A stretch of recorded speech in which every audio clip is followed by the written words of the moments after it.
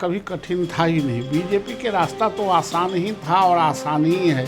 व्यक्तिवादियों की पार्टी है, परिवारवादियों की पार्टी है, ये सब गिरते उठते रहता है। जगदानंद सिंह परिवारवादी और पुत्र शोक वाले लोग नहीं हैं, आप लोग कम जानती हैं। नमस्कार, आप न्यूज फाउंडेशन देख रहे हैं। मैं हूं आपके साथ वंदना। त्योहार खत्म होते ही बिहार की राजनीति का त्योहार खत्म होने का नाम नहीं ले रहा है।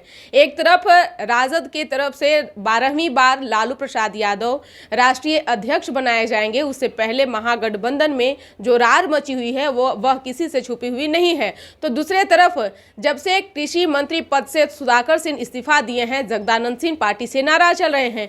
कहा यह भी जा रहा है कि जगदानंद सिंह प्रदेश अध्यक्ष पद से इस्तीफा भी दे सकते हैं।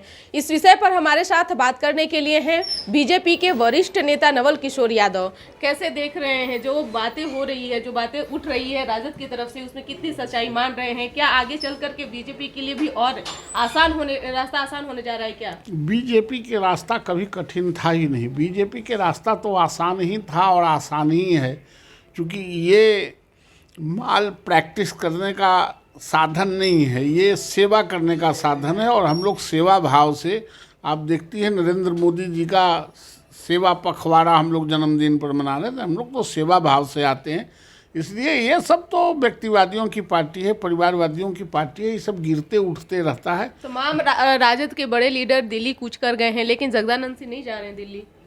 ये उन लोगों का इंटरनल मामला है और जगदानंद सिंह बहुत गंभीर आदमी है। जगदानंद सिंह परिवारवादी और पुत्र शोक वाले लोग नहीं हैं, आप लोग कम जानती हैं, इसको जान लीजिए। जगदानंद सिंह बहुत गंभीर आदमी हैं और गंभीरता से ही कोई निर्णय लेते हैं। जितना हवा में आप लोग बात करती हैं या मीडिया वाले हवा में चलाते हैं, उतना हवा के वो आदमी नहीं हैं। लालू के करीब जैसे ही नीतीश कुमार हुए हैं, तब से कहीं ना कहीं जो कमी है, जो आक्रोश है, वो जगदानंद सिंह में देखी गई है। नहीं, हमसे बात भी नहीं है, भेंट भी नहीं, पक्ष में भी नहीं, हमारी भेंट भी नहीं है और बात भी नहीं है। हम ये बात नहीं कह सकते हैं, लेकिन ये नीतीश कुमार जहाँ रहेंगे और लालू यादव दोनों का ये जो मित्रता है, ये सांप न्योला की मित्रता है। जैसे बाढ़ आता है तो सांप और न्योला एक ही टहनी पर दहते रहता है बाढ़ के पानी में। इसका मतलब यह नहीं कि एक टहनी पर दोनों है तो दोनों मित्र। एक सवाल यह भी है कि सुधाकर सिंह अपने मंत्री पद से इस्तीफा दिए और लगातार सरकार की पोल खोलते नजर आ रहे हैं और खोल भी रहे हैं। दूसरे तरफ तेजस्वी यादव का शुरू से मुद्दा रहा था स्वास्थ्य का, और अब उनके हाथ में ही स्वास्थ्य विभाग है, लेकिन अब वो क्यों इन सब चीजों से मुकर रहे हैं? नहीं, मुकर के कहाँ जाएंगे? और सुधाकर सिंह ने क्या कहा? सुधाकर सिंह ने कोई ऐसी बातें तो कही नहीं है। सुधाकर सिंह ने जो सवाल आपके मन में है, हमारे मन में है और जो गांव के लोगों के मन में है कि मापतौल अधिकारी चोर है, ये चोर होबे करता है। ये नया कौन बात है? सुधाकर सिंह ने कहा, ये तो सही है बात कहा। मंडी समाप्त है तो मंडी समाप्त है। मंडी को समाप्त करने से किसानों को लॉस हुआ है। बिचौलिया धान खरीदने में बढ़े हैं तो ये बढ़े हैं, ये सबकी प्रतिक्रिया है। तो इसमें सुधाकर सिंह ने भी कोई नई बात नहीं कहा है। और ये उन लोगों के पार्टी का जहां नीतीश कुमार रहेंगे, देखिए ये सरकार जो बन रही है दो तरह से लूटे जाते हैं। एक अधिकारियों के माध्यम से लूट के कमीशन लिए जाते हैं और दूसरा अब एक नया हुआ है पीए के माध्यम से लूट खसोट के मामला चल रहा है। तो लूट खसोट वाला मामला में तो, बंटवारा में तो हर हाल में लड़ाई होती ही है ना। नगर निकाय चुनाव को लेकर कहा गया है कि कहीं ना कहीं बीजेपी के द्वारा जो है रची हुई साजिश है, लेकिन दूसरे तरफ अगर देखा जाए तो इसके विरोध में जदयू द्वारा पोल खोल मुहिम जो है वो चलाया जाने वाला है। और साथ ही साथ जो अगर देखा जाए तो बिहार में राजद से गठबंधन है जदयू का, लेकिन राजद इन सब चीजों से दरकिनार है, क्योंकि उस पर चुप्पी साधे हुए राजद कोई जवाब दे नहीं रहा है। देखिए, ऐसा है कि मैं कह रहा हूँ कि राजद को डिवीज़न करने के लिए नीतीश जी गए हैं। उनका जनाधार ख़त्म हो गया है, तो वो जनाधार का बंटवारा करना चाहते हैं राष्ट्रीय जनता दल से। इसलिए वो लोग अपने स्वतंत्र रूप से सावधानी बरतना चाह रहे हैं, लेकिन लालच में कभी कभी पड़ के भूल भी जाते हैं। और जहाँ तक यहाँ नगर निकाय के चुनाव का सवाल है, उसमें बीजेपी क्या करेगा? बीजेपी हाई कोर्ट है, बीजेपी सुप्रीम कोर्ट है। गलती आपने किया, आपने सुप्रीम कोर्ट ने कहा था कमीशन बहाल करके एक्सरसाइज कर लीजिए कि किन सीटों को आरक्षित करना है, कि आधार क्या होगा आरक्षण का, ये आपने किया नहीं।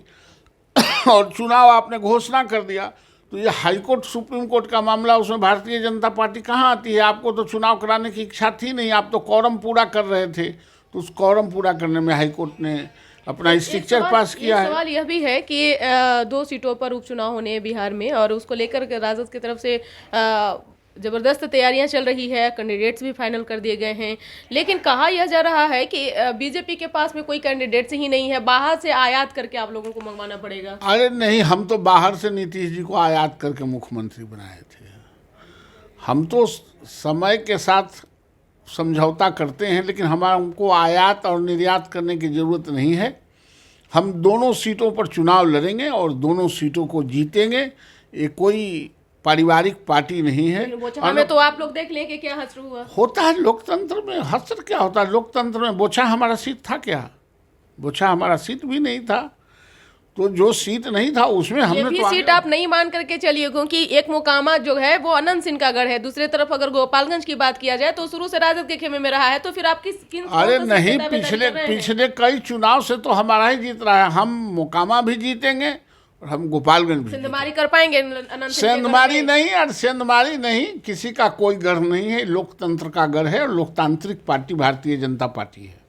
यानी कि जो आप लोग प्लानिंग के साथ जो चल रहे हैं गोपालगंज और मोकामा में, तो आप लोग जीत जाएंगे वहां? निश्चित रूप से जीतेंगे दोनों सीट। कितना % इसमें सच्चाई है? नहीं, सच्चाई नहीं है। भारतीय जनता पार्टी सत्य के सिवा कुछ बोलती ही नहीं है। कोनो नीतीश कुमार की पार्टी है और लालू जी की पार्टी है कि झूठ की खेती होता है यहाँ। पहले तो आपका जदयू के साथ अलायंस भी था, अब तो जदयू भी नहीं है आपके साथ है, तो कैसे कर पाएंगे? तो जदयू के अलायंस था तो हम नहीं ना। जदयू के तो अब जनाधार भी खत्म हो गया है ना, लांछनीय हो गए हैं नीतीश जी बिहार में, इसलिए ना वो हारते थे। हम लोग लांछनीय नहीं है। जनता का आप लोग विश्वास जीत पाएंगे?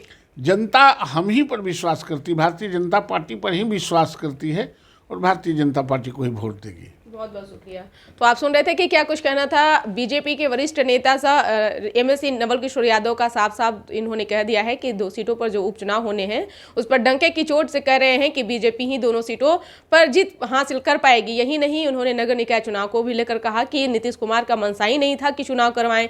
यही नहीं, इन्होंने जगदानंद सिंह को लेकर भी कहा कि जगदानंद सिंह एक बहुत ही ऐसे लीडर हैं कि जिनके बारे में कुछ कहा नहीं जा सकते, क्योंकि वो जो भी डिसीजन लेते हैं सोच समझ करके ही लेते हैं।